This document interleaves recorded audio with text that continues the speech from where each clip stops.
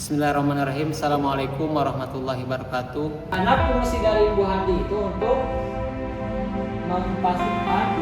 Di sini saya melihat bahwa kewajiban saya sebagai seorang pendidik yang mempunyai latar pendidikan berkewajiban untuk membantu mereka tumbuh bersama, kemudian punya pencapaian dan kesuksesan yang setara juga.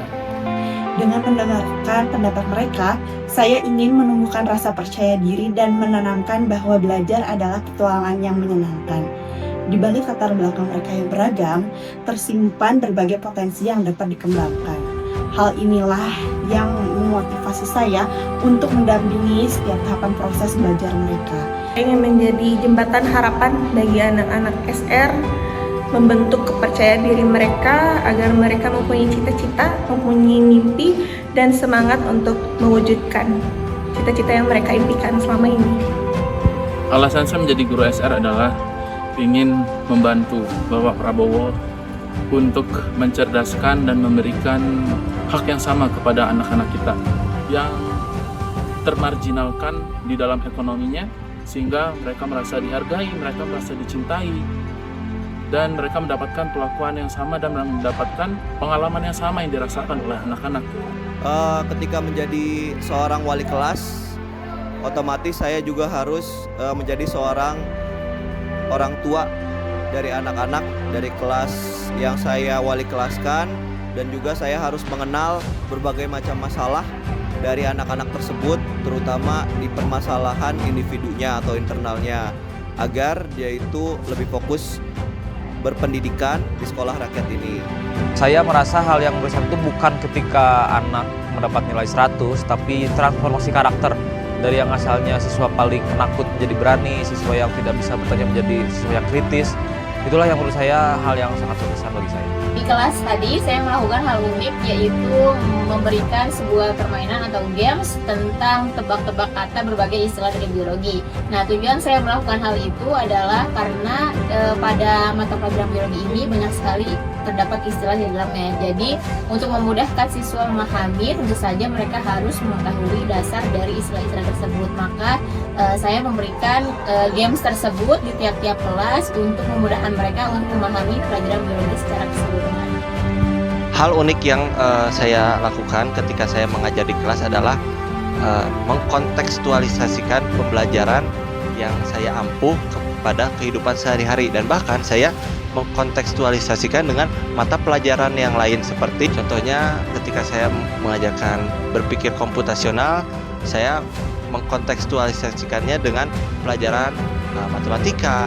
Pertama kali saya bertanya kepada anak-anak mengenai pelajaran matematika, ya, kesan mereka terhadap matematika, dan mereka mengaku merasa bingung, kesusahan saat belajar matematika.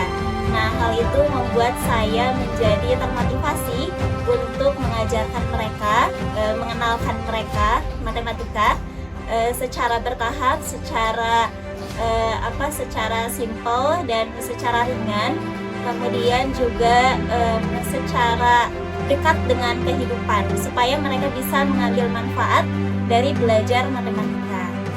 Yang unik dari pembelajaran saya adalah saya sering sekali memanfaatkan teknologi yang ada, karena seperti yang sudah diketahui bahwa generasi sekarang itu tidak lepas dari yang namanya teknologi, maka kita juga sebagai guru harus selalu mengikuti perkembangan siswa kita. Kalau mereka suka teknologi, kita gunakan teknologi. Tapi intinya di bahasa Inggris adalah practice makes perfect, lebih banyak latihannya dibanding bermainnya. Jadi proposal hidup itu penting karena anak-anak sangat perlu untuk merencanakan karirnya dari sekarang. Kalau saya sudah tahu, saya bisa mengarahkan mereka, saya bisa kasih tahu bagaimana pekerjaan ini nanti, bagaimana cara mereka untuk mengejar cita-cita mereka, apa yang perlu disiapkan, baik mata pelajaran, baik secara organisasi. Karena ini pengalaman saya juga, waktu SMA dulu saya terjun di bidang olahraga dan berprestasi, sehingga sampai kuliah pun saya mendapatkan beasiswa prestasi gratis full, sehingga saya terapkan kepada anak-anak sekolah rakyat ini supaya mereka pun nanti bisa kuliah mendapatkan jalur prestasi. Harapan untuk anak-anak SR adalah mereka dapat mencintai belajar, mereka menikmati proses belajarnya, mereka tidak harus selalu yang terbaik di sekolah, tapi mereka dapat berupaya untuk menjadi versi terbaik dari diri mereka hari demi hari. Jadi selama di SR, mereka dapat mencintai proses belajar untuk berkembang dan lebih baik dari hari sebelumnya. Jadi saya di sini tidak hanya mengajar, tetapi belajar tentang keikhlasan, tentang kesabaran, dan juga makna pengabdian.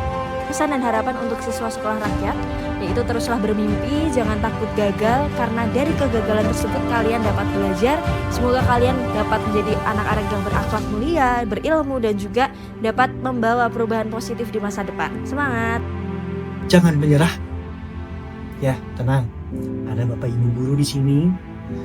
Semuanya harus tetap semangat belajar. Ingat, pengorbanan kita 3 tahun ini tidak boleh kita sia-siakan lagi. Pesan dan harapan saya bagi siswa-siswi di sekolah rakyat ini, tetaplah bermimpi setinggi mungkin, karena tidak ada hal yang tidak mungkin ketika kita mau berusaha.